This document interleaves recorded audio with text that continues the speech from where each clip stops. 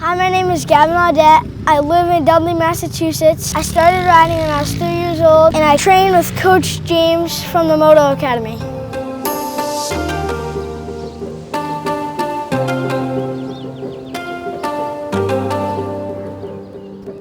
The first thing I noticed immediately is that you're downshifting really late into the corner, right?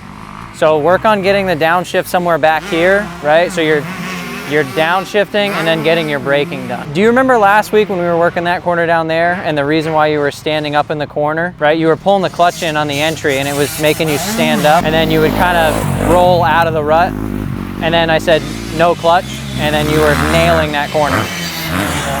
So it's the same concept. Whenever you're coming into the corner, you're not pulling the clutch in. On the exit, you might need to engage it a little bit to stay in that power.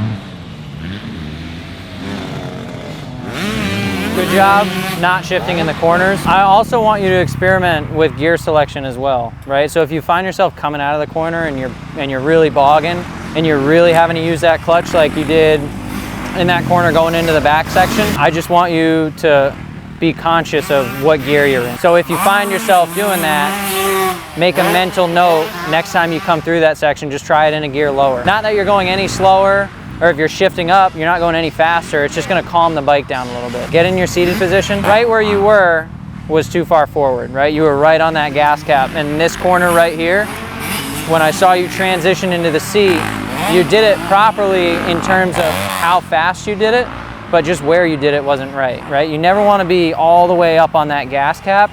That's kind of the old school technique, right? But you're just putting too much weight to the front.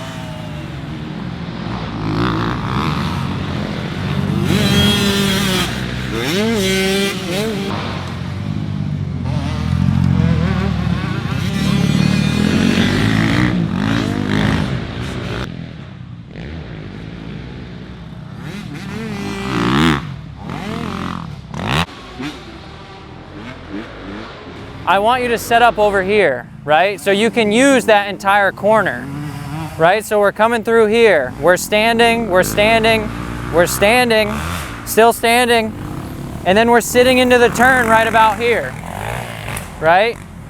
The issue with chopping off all that entry is you're squaring up and then getting into that rut late. Another thing is I want you leaving your feet on the pegs as well.